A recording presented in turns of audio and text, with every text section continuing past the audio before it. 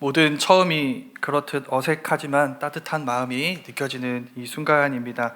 이 자리에는 없지만 오전에 환영해준 고등부 친구들, 또 교사 선생님들, 또 오후에 환영해준 우리 청년부 청년들 너무너무 환영해 주셔서 감사합니다. 혹시 처음인 만큼 질문해 보려고 합니다. 오늘 새순교회 주일 오후 예배 처음 나오신 분 계신가요? 네, 제가 손을 들고 있죠. 제가 처음 예배를 드리고 있습니다. 저는 김요셉 목사라고 하고요. 오늘부터 성도님들과 함께 하게 되었습니다. 여러분은 성도님들은 익숙하셔서 잘 모르실지 모르겠지만 새순교회는 제 기준으로 봤을 때 굉장히 큰 교회입니다. 저는 두 교회를 지금까지 섬겼는데요. 굉장히 극단적입니다. 굉장히 전통적이고 오래된 교회를 섬겼었고 개척교회를 섬겼었습니다.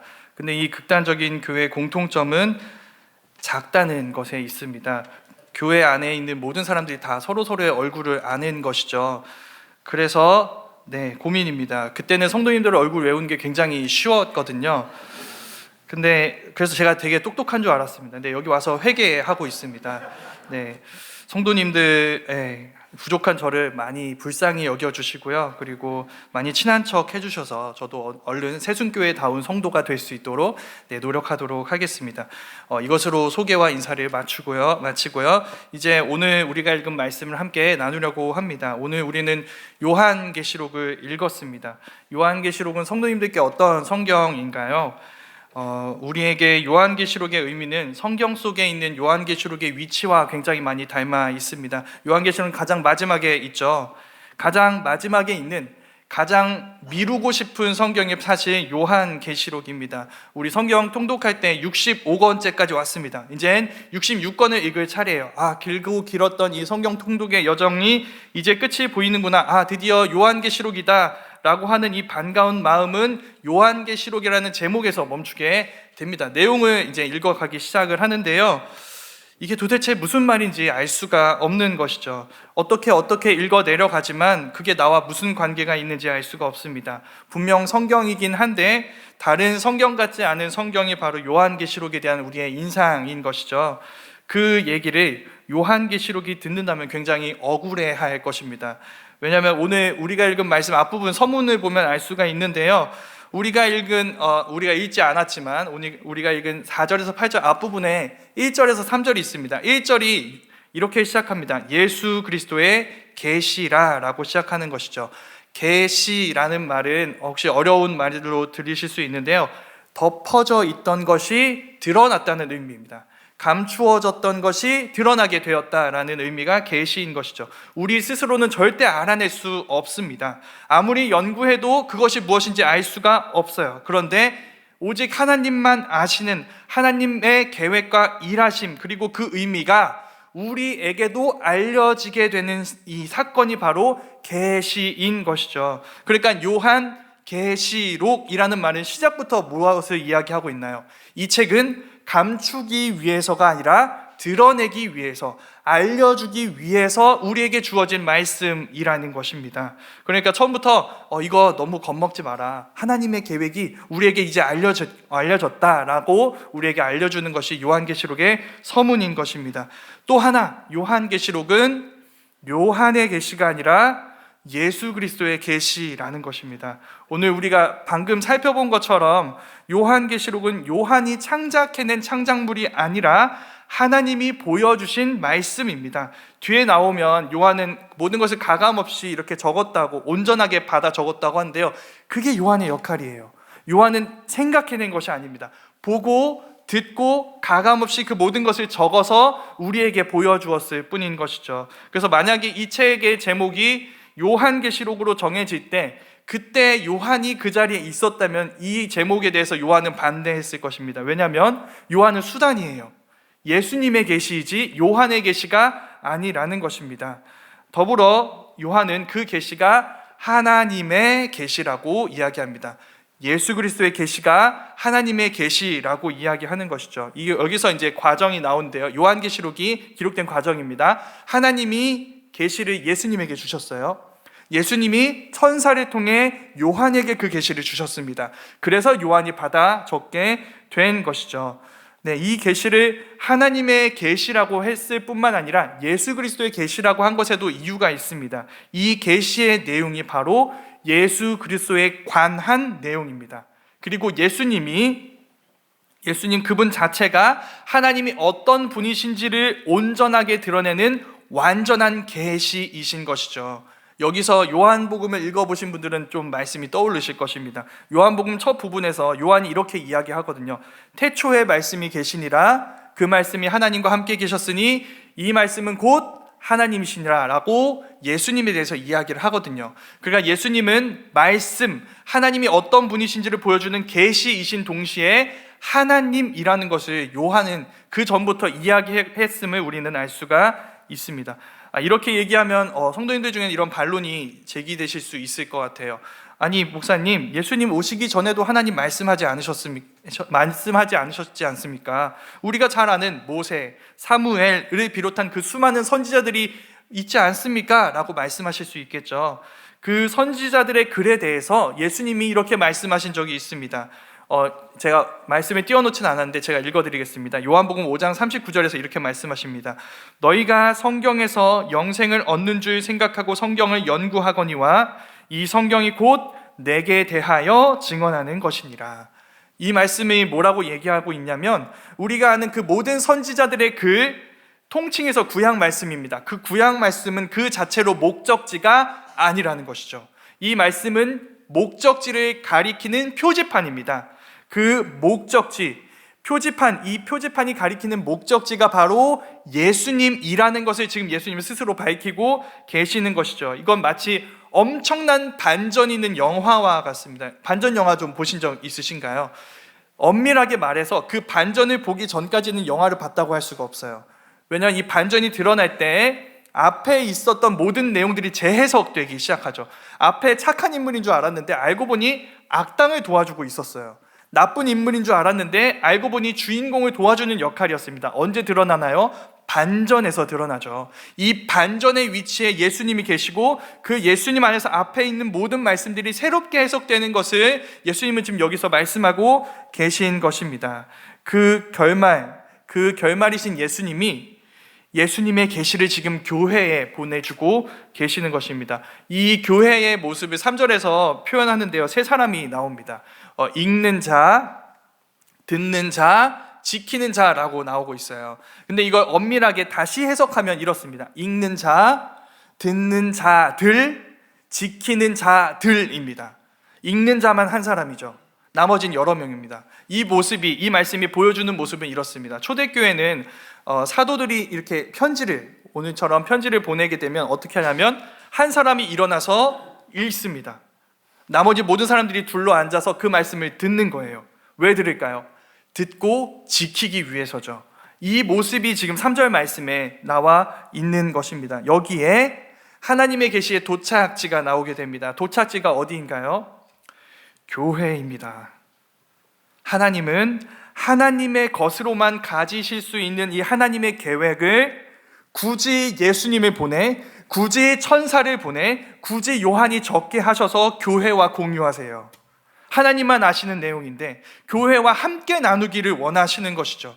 그래서 하나님의 계획을 알려주셔서 세상은 알 수 없는, 절대로 그들 스스로 알 수 없는 그 하나님의 계획을 교회에 알려주셔서 교회와 함께 하나님의 계획을 바라보고 하나님의 비전을 갖고 하나님이 원하시는 하나님의 현실을 우리도 받아들여 하나님과 함께 살기를 원하시는 것을 여기서 우리는 알 수 있는 것입니다. 그 사실이 성도님들에게는 얼마나 특별하고 기쁜 사실이신가요?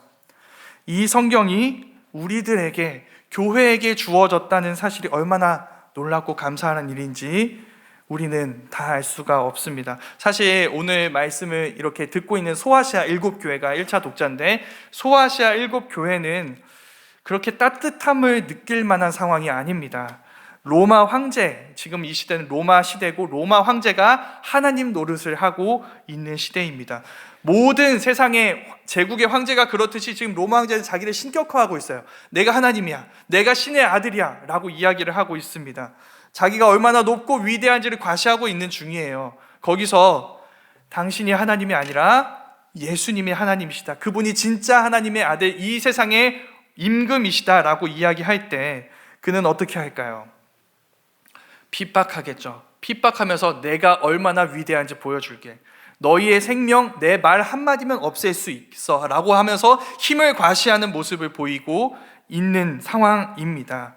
나를 신으로 인정하지 않는 너희를 처단하겠다. 그 핍박의 중심에 교회가 있습니다.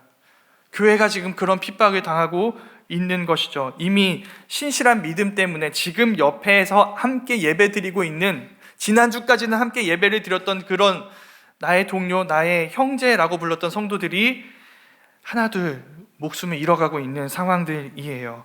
그들도 그 뒤를 언제 따를지 알 수 없습니다. 그들이 물었을 거예요. 하나님, 이 상황에 대한 하나님의 답변은 무엇인가요? 왜 우리를 돌아보지 않으시나요? 왜 우리를 돌아보지 않으시나요? 돌아보고 계신다고 하나님이 지금 이 계시를 우리에게 주고 계시는 중입니다. 그게 요한계시록 전체의 내용이고요. 오늘 말씀은 그 전체의 내용을 집약하고 요약해서 우리에게 알려주고 있습니다.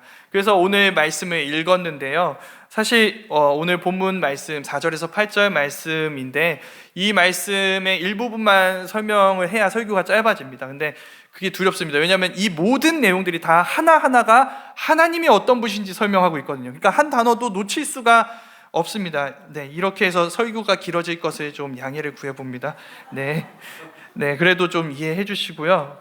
빨리 하겠습니다. 네, 준비되셨죠? 먼저 성부 하나님입니다. 성부, 우리가 아버지라 부르는, 예수님 안에서 아버지라 부르는 하나님이신데요. 성부 하나님은 이렇게 소개됩니다. 이제도 계셨고, 지금도 계시고, 전에도 계셨고, 장차 오실 분이라고 소개합니다. 한마디로 말해서 하나님의 시간은 영원이다. 하나님은 영원하신 하나님이시다. 그분이 역사의 주관자가 되신다라는 것이죠. 이 소개가 그대로 8절에서 한 번 더 나옵니다. 8절에서 하나님의 입을 통해 직접 이야기되고 있어요. 근데 여기 이 마지막 부분에서는 이제도 계시고 전에도 계셨고 장차 오실 분이라는 소개 앞에 하나가 더 붙어 있습니다. 그게 나는 알파와 오메가다라는 소개예요.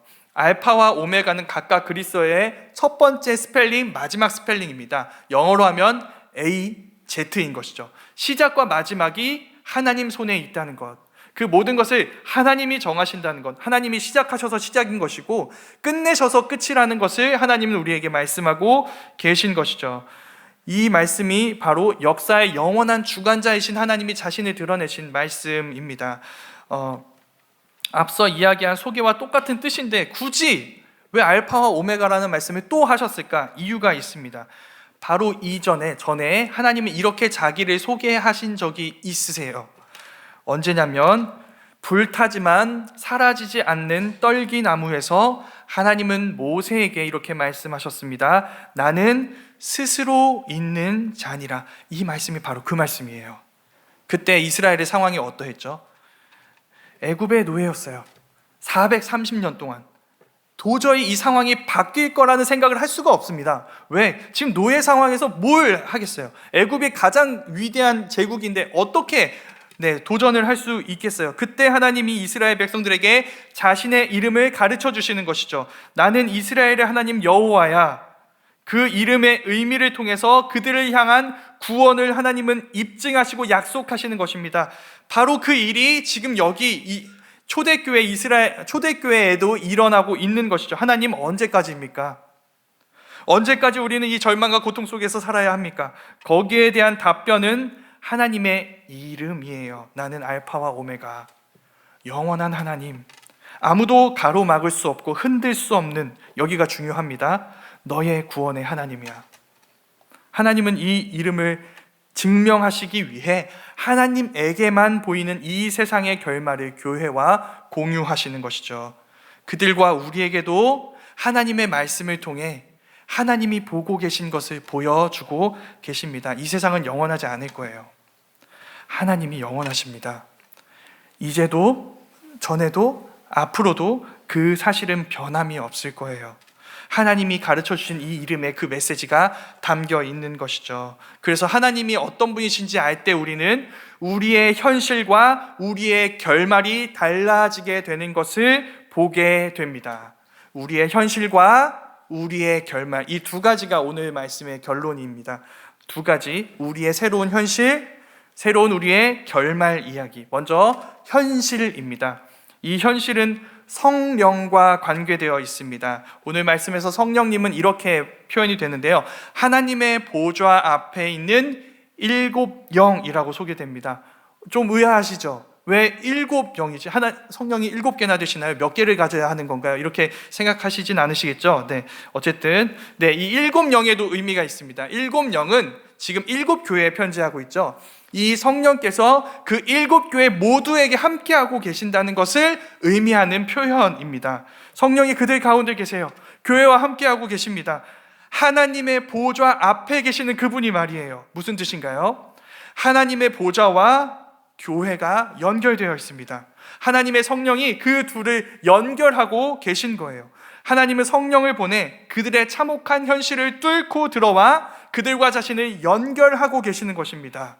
누군가가 우리와 하나님의 사이를 끊어 놓으려고 하는 것이 있다면 그는 그 성령부터 부셔야 할 것입니다. 한마디로 불가능이죠. 그 어떤 것도 끊을 수 없어요. 성령으로 연결되어 있기 때문에. 이것이 우리의 새로운 현실입니다. 하나님의 보좌와 우리가 연결되어 있어요. 성령께서 연결하고 계세요.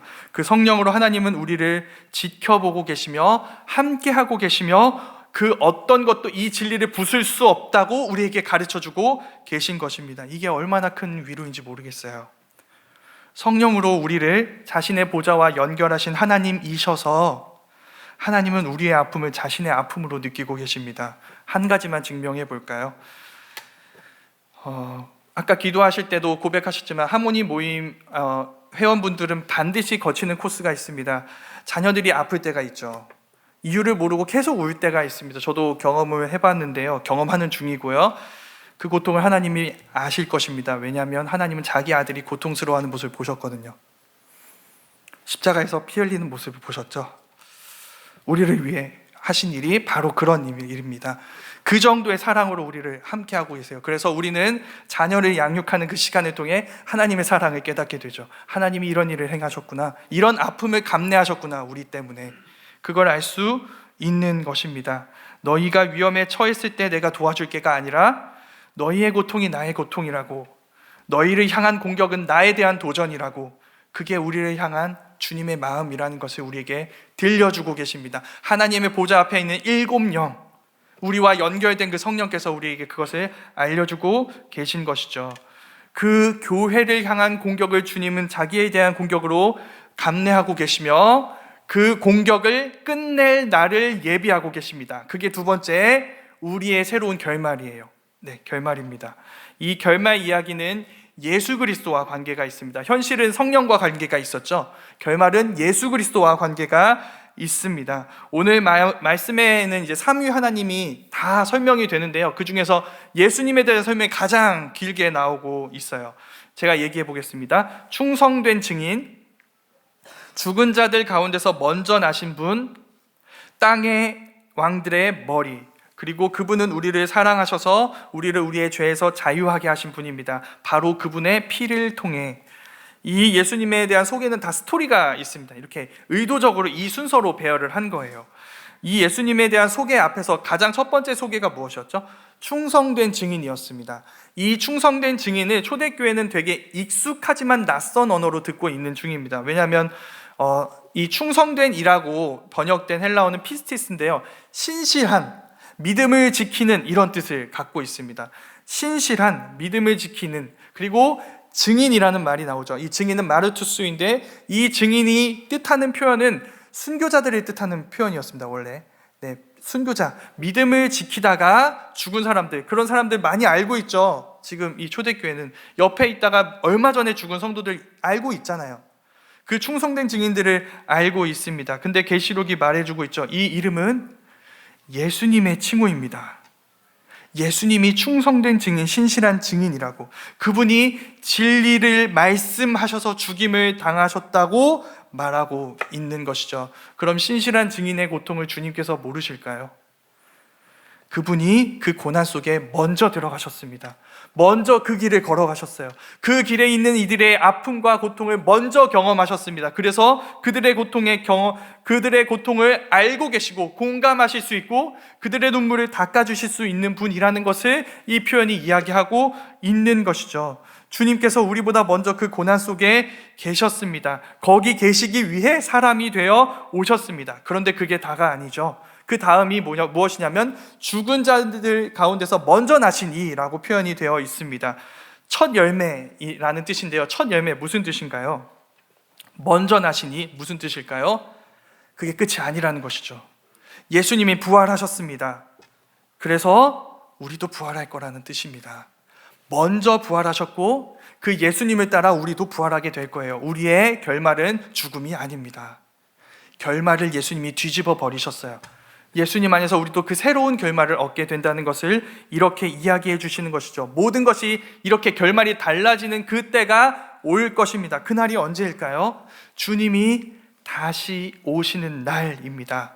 땅의 임금의 머리의 모습으로, 왕 중의 왕, 주 중의 주, 그 모습으로 우리에게 오셔서 이 온 세상이 그 주님을 보게 될 것입니다. 그들이 제거했다고 믿었던 주님께서 이 땅의 임금들의 머리이시고 영원할 것 같은, 절대로 무너지지 않을 것 같은 그 로마 황제 위에 계신 통치자, 그분이 예수님이시라는 것을 모두가 보게 될 것입니다. 그분은, 예수님은 우리가 믿는 그 예수님이 바로 우리를 그분의 나라, 그분의 제사장으로 선택하셨다는 것이 드러나게 되는 순간이 올 거예요. 그 모습을 온 세상이 보고 그분의 찌른 자도 보고 교회를 핍박했던 사람들도 보게 될 것이고 그래서 온 세상이 통곡하게 될 거예요. 근데 우리는 통곡하지 않을 것입니다. 그때 주님께서 우리의 눈물을 닦아주실 것이에요. 그 날을 우리가 함께 바라보며 그들의 꾀를 쫓지 않고 그들의 자리에 앉지 않기 위해서 지금도 손해와 아픔을 감당하며 신실한 증인으로 사는 우리의 눈물을 그날 주님께서 닦아주실 거예요. 지금의 눈물은 그날의 눈물에 참여하지 않을 거라는 증거인 것이죠. 그래서 결론입니다. 지금 믿음 때문에 성도님들이 흘리는 눈물이 있을 줄 압니다. 그 눈물을 기뻐하십시오. 그 눈물을 주님이 흘리셨고 그래서 주님이 그 눈물을 닦아주실 것입니다. 그 눈물에 공감하시고 우리를 안아주실 수 있는 분이 우리 주님이신 것이죠. 연말이라 새해 계획을 많이 세우고 있는 중입니다. 여러 새로운 사역들을 많이 감당하시는 분들이 많이 계실 줄 압니다. 비단 사역만이 아니죠. 직장에서, 가정에서 여러 가지 믿음으로 살아갈 시간들을 성도님들 계획하셨을 것입니다. 그래서 그 계획 중에는 우리의 아픔도 포함되어 있을 것입니다. 이런 손해를 감수해야 할 것이다. 이런 아픔들을 감수해야 할 것이다. 라는 계획들이 있을 것입니다. 네. 또 주님을 사랑해서 주님을 섬기기 위해 주님이 부르신, 우리가 계획하진 않았지만 주님이 부르신 그 자리에서 주님의 양떼들을 돌보는 그 주님의 일에 참여하기 위해서 우리는 우는 시간을 만나게 될 것입니다. 그 눈물이 증명할 것입니다. 우리는 주님과 함께하고 있다고, 주님이 우리를 신실한 증인이라고 불러주신다고, 그것을 우리는 고백할 수 있는 것입니다. 부활하신 주님이 다시 오셔야 우리의 눈물을 닦아주신다면 너무 먼 얘기 아닌가요? 그렇지 않습니다. 지금 우리와 함께 하시는 주님이 부활하신 주님이시기 때문이죠. 그 부활의 능력으로 우리를 여전히 붙들어 주시는 분이 주님이시기 때문입니다. 그래서 우리는 오늘 주님을 경험하고 내일이 주님이 오실 날이라고 꿈꿀 수 있는 자들인 것입니다. 오늘 주님을 경험해서 이런 위로가 온전하게 우리를 감싸는 그날이 얼마나 영광스러울지를 꿈꿀 수 있는 자들인 것입니다. 여기에서 우리 그 부활의 주님을 경험하고 바라보며 그 기쁨의 눈물을 잃어버리지 않았으면 좋겠습니다. 여전히 그 자리에 계십시오. 여전히 그 자리에서 주님과 함께 눈물을 흘리며 우리의 눈물을 닦아주실 주님의 그 위로를 기대하며 우리 모두가 서로의 눈물을 닦아줄 수 있는 자들이 될 수 있기를 간절히 소망합니다. 그래서 이 자리에서 우리의 현실과 우리의 결말을 새롭게 하시는 이 삼위 하나님으로부터 은혜와 평강이 우리 모두에게 있기를 간절히 소망합니다. 네, 기도하겠습니다. 하나님, 영원하지 않은 세상 속에서 영원하신 하나님을 바라봅니다. 사람들이 영원할 거라 믿는 그 어떤 것도 아닌 오직 하나님만이 알파와 오메가요, 영원한 우리의 소망이 되십니다. 지금 우리의 현실이 성령으로 하나님의 보좌와 연결되어 있으며 우리의 눈물을 이해하시는 주님께서 오시는 날 우리가 맞게 될 영광스러운 부활이 우리의 결말임을 기억하며 주님이 흘리셨던 눈물을 흘리며 주님을 따르는 신실한 증인이기를 원합니다. 주님께서 우리를 인도해 주시는 영원한 목자가 되어 주옵소서. 예수님의 이름으로 기도합니다. 아멘.